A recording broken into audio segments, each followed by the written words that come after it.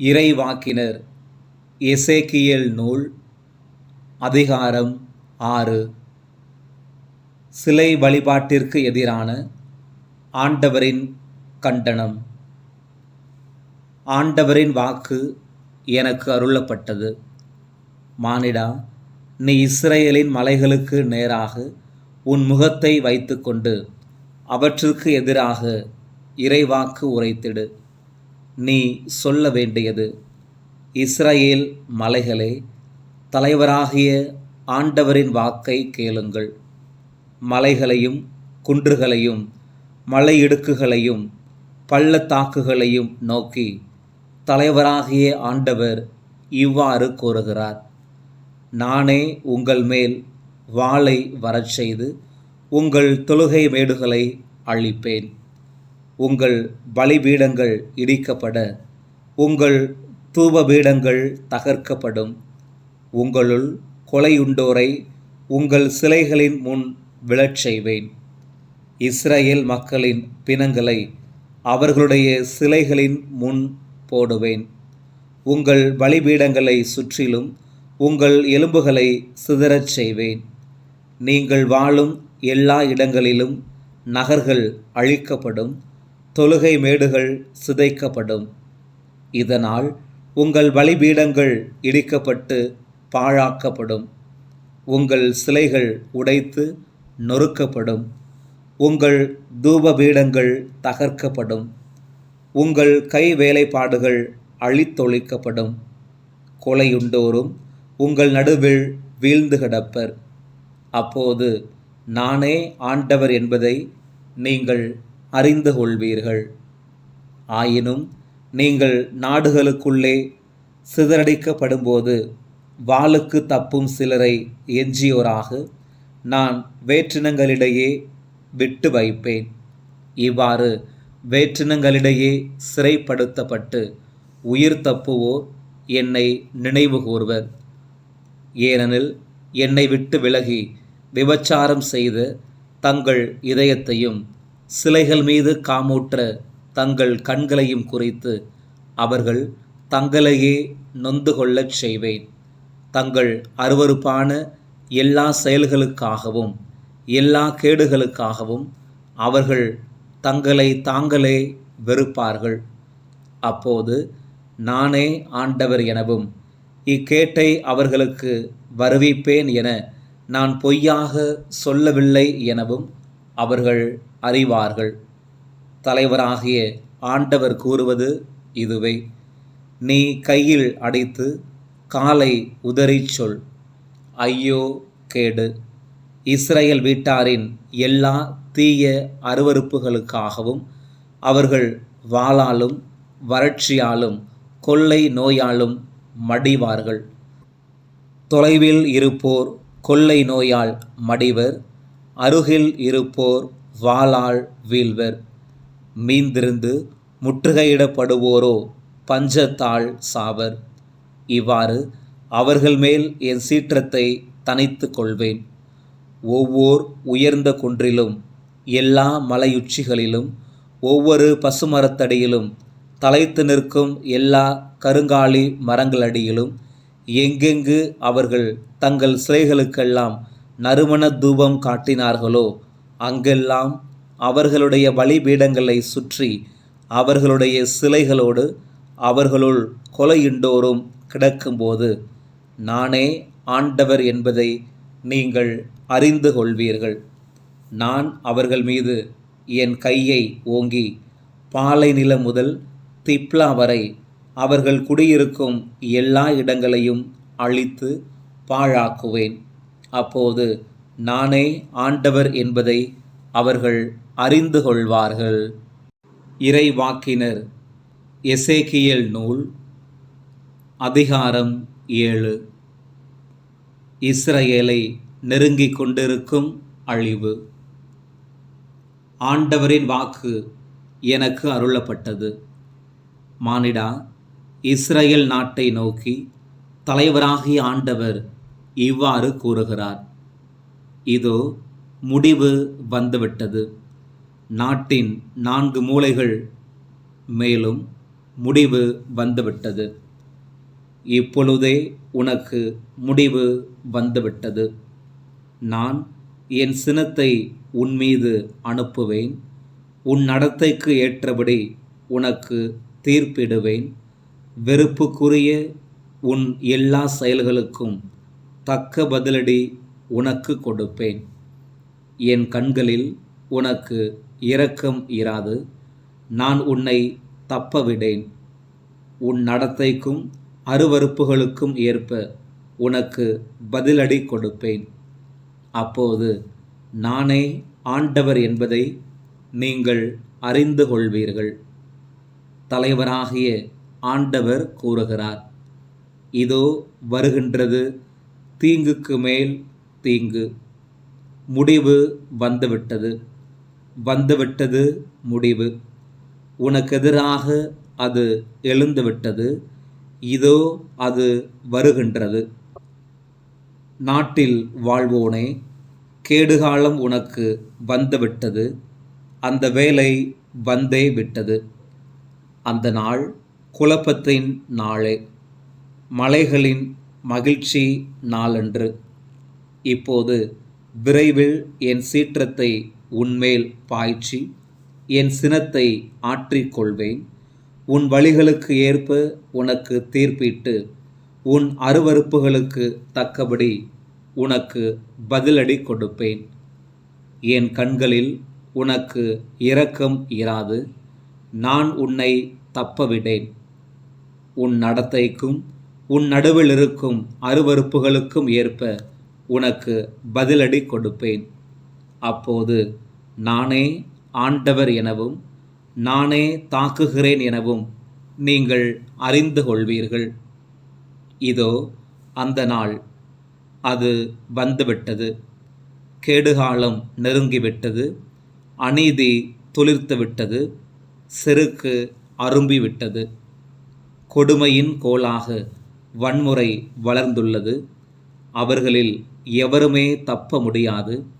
அவர்களது செழிப்போ அவர்களது செல்வமோ எதுவுமே தப்ப முடியாது.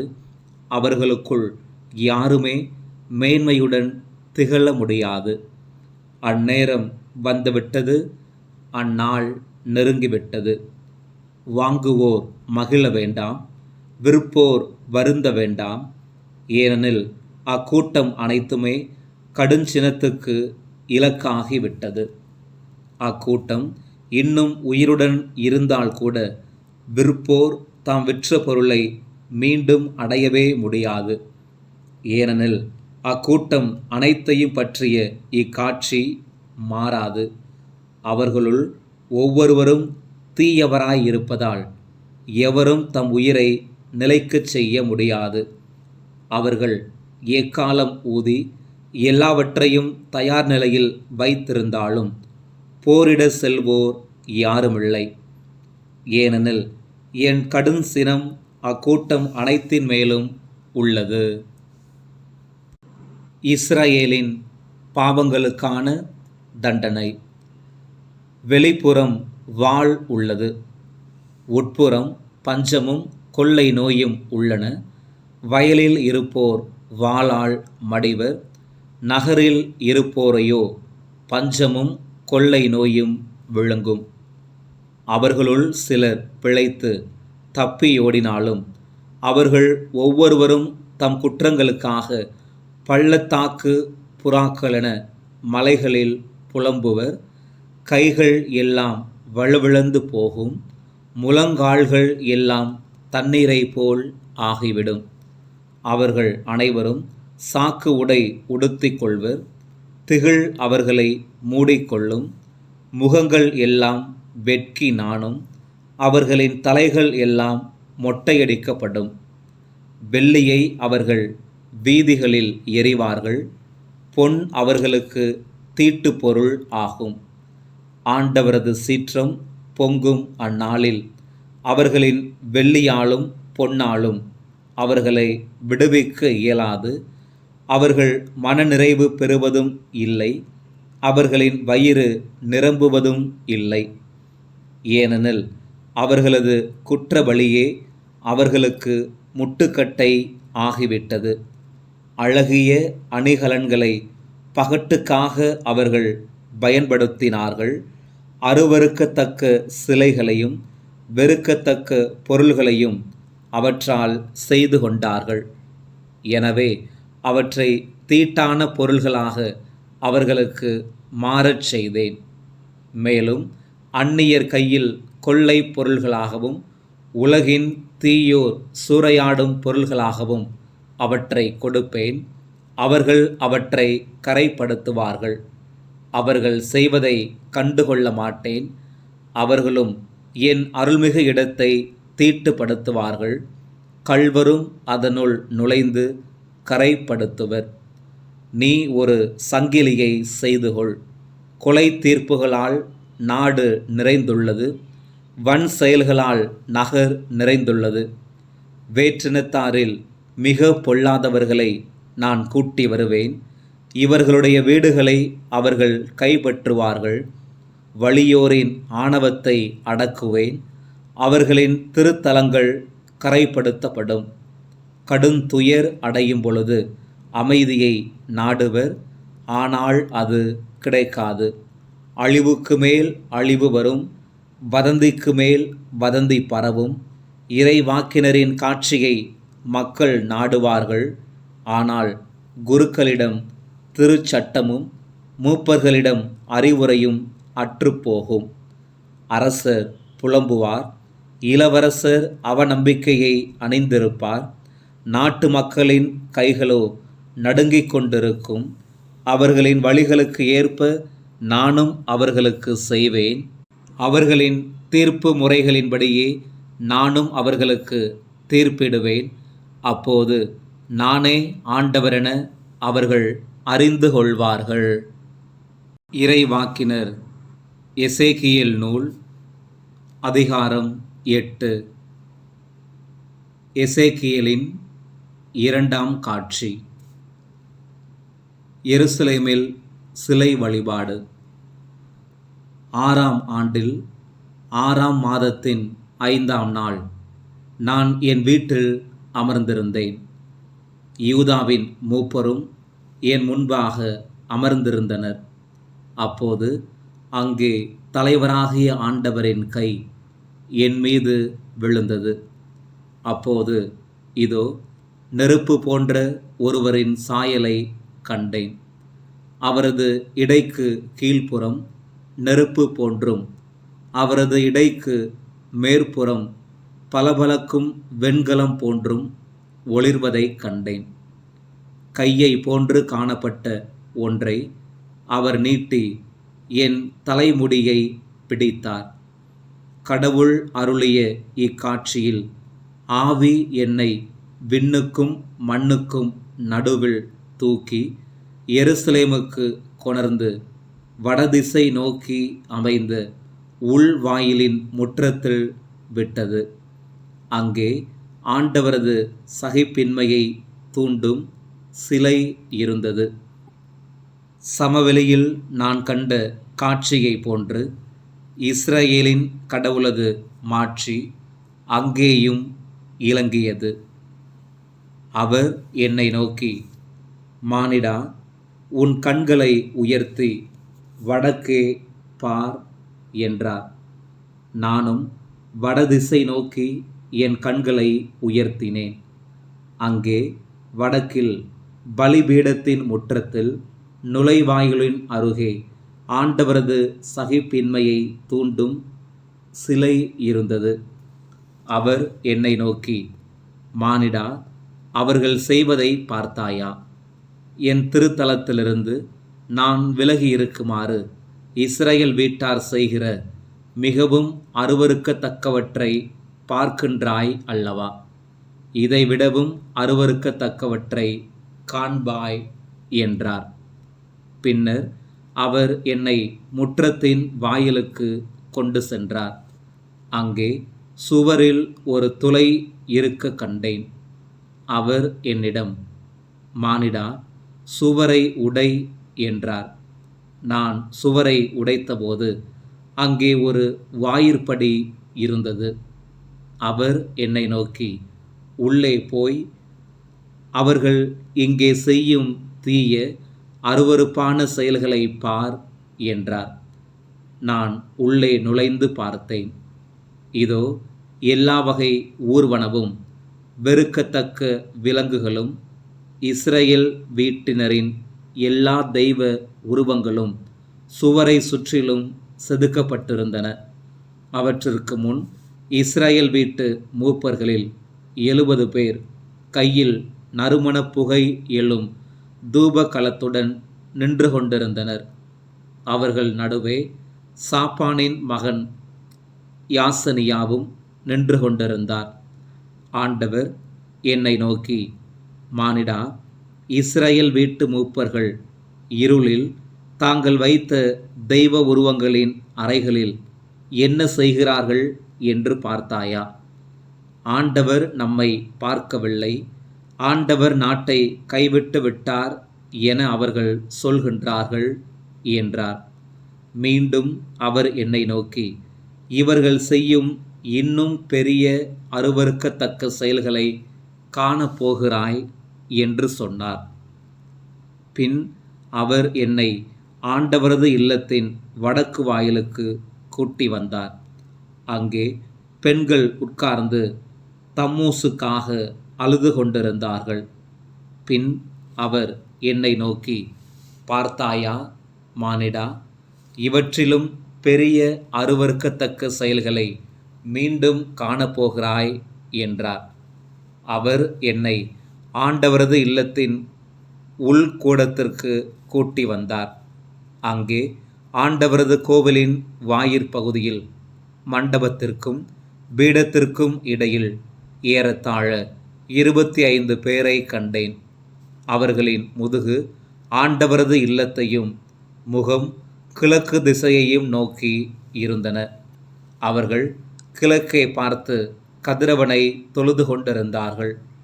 அவர் என்னை நோக்கி, பார்த்தாயா மானிடா, யூதா வீட்டார் இங்கு செய்கிற அருவருப்புகள் அற்பமானவையோ? அவர்கள் நாட்டை வன்முறையினால் நிரப்பி மீண்டும் மீண்டும் எனக்கு சினமூட்டுகிறார்கள். அதோ பார், திராட்சை கிளைகளை தங்கள் மூக்கிற்கு நேராக தூக்கி பிடிக்கிறார்கள். எனவே நான் அவர்களிடம் சினத்துடன் நடந்து கொள்வேன். என் கண் அவர்களுக்கு இரக்கம் காட்டாது. நான் அவர்களை தப்பவிடேன். என் செவிகளில் அவர்கள் பெருங்குரலிட்டு அழுதாலும் நான் கேட்க மாட்டேன் என்றார். இறைவாக்கினர் எசேக்கியேல் நூல் அதிகாரம் 9. எருசலேம் தண்டிக்கப்படுதல். அவர் என் செவிகள் கேட்க உரத்த குரலில், நகருக்கு தண்டனை வழங்குவோரே, நீங்கள் ஒவ்வொருவரும் உங்களுக்குரிய கொலை கருவியை கையிலேந்தி நெருங்கி வாருங்கள் என்றார். இதோ 6 ஆள்கள் வடக்கு நோக்கி இருக்கும் மேல் வாயிலின் வழியாக வந்தார்கள்.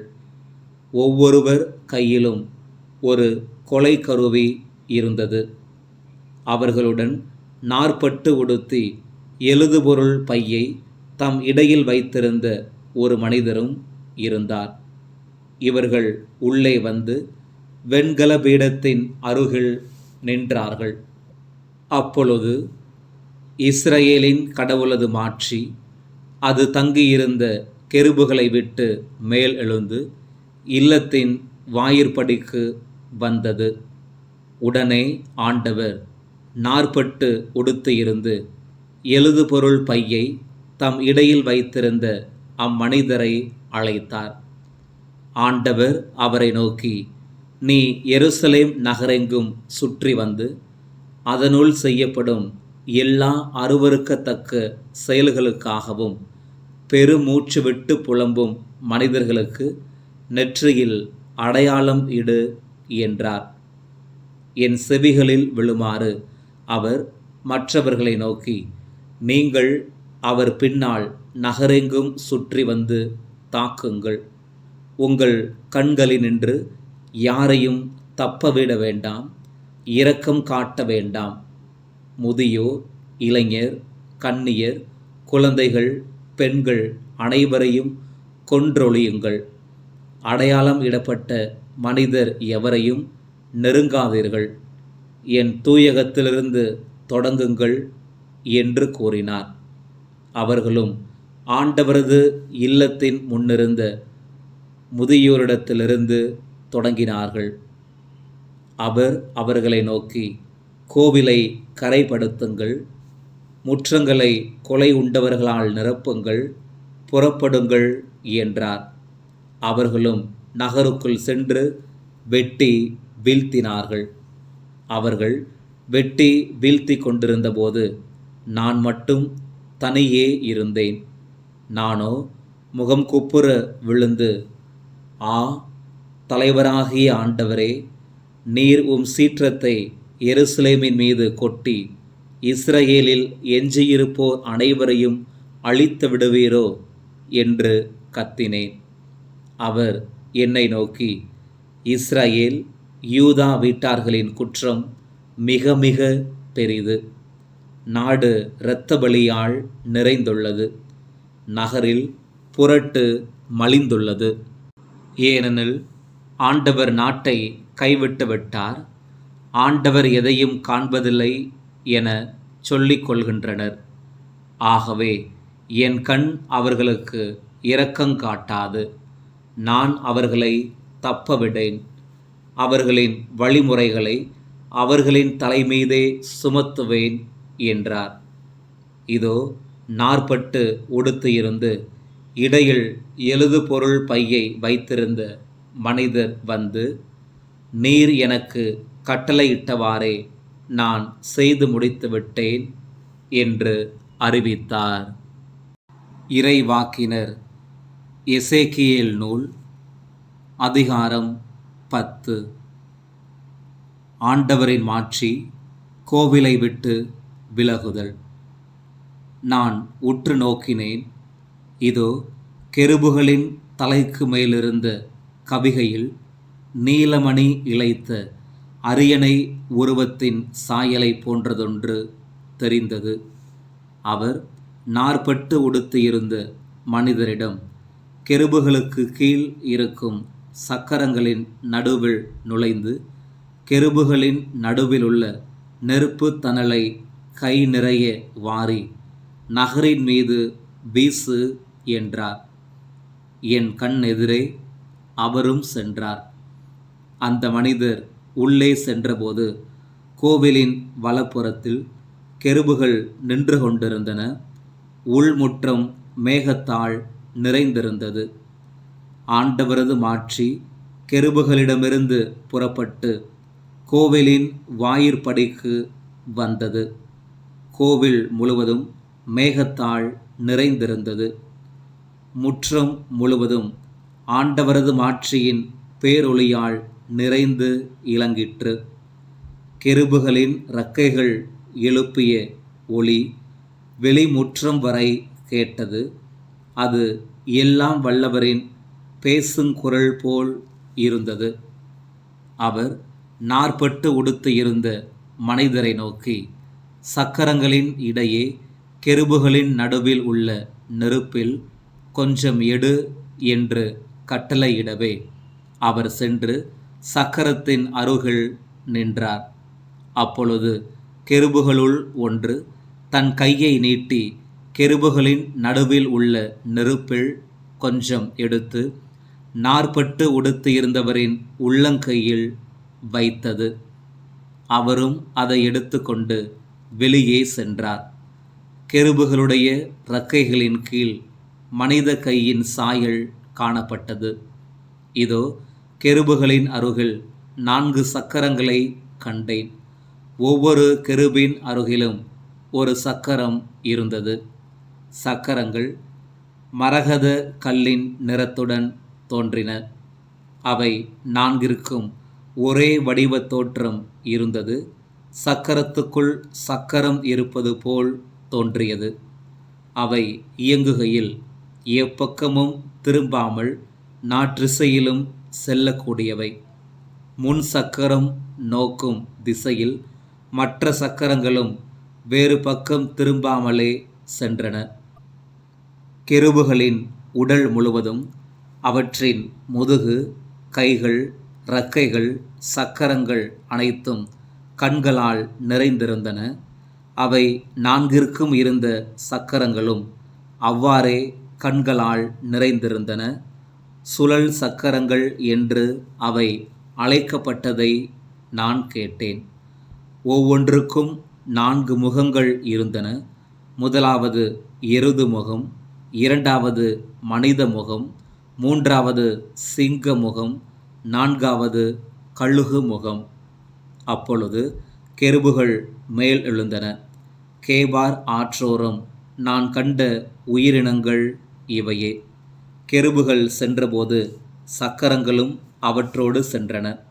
கெருபுகள் நிலத்திலிருந்து மேலெழும்ப தங்கள் இறக்கைகளை விரித்தபோது சக்கரங்கள் திரும்பாமல் அவற்றுடன் இருந்தன. கெருபுகள் நின்றபோது சக்கரங்களும் நின்றன. கெருபுகள் எழுந்தபோது சக்கரங்களும் எழுந்தன. ஏனெனில் அவ்வுயிரினங்களின் ஆவி சக்கரங்களில் இருந்தது. ஆண்டவரது மாட்சி கோவிலின் வாயிற்படியை விட்டு கெருபுகளின் மேல் வந்து நின்றது. என் கண் எதிரே கெருபுகள் தங்கள் இறக்கைகளை விரித்து நிலத்து நின்று மேல் எழுந்தன. அவை சென்றபோது சக்கரங்களும் அவற்றுடன் சென்றன. ஆண்டவரது இல்லத்தின் கிழக்கு நுழைவாயிலில் அவை நின்றன. இஸ்ரவேலின் கடவுளது மாட்சி அவற்றின் மேல் இருந்தது. கேபார் ஆற்றோரம் இஸ்ரவேலின் கடவுளுக்கு கீழே நான் கண்ட உயிரினங்கள் இவையே. அவை கெருபுகளே என்று நான் தெரிந்து கொண்டேன். அவை ஒவ்வொன்றுக்கும் 4 முகங்களும் 4 இறக்கைகளும் இருந்தன. அவற்றின் இறக்கைகளின் கீழ் மனித கைகளின் சாயல் இருந்தது. அவற்றின் முகச்சாயல் கேபார் ஆற்றோரம் நான் கண்ட முகங்களைப் போன்றே தோன்றிற்று.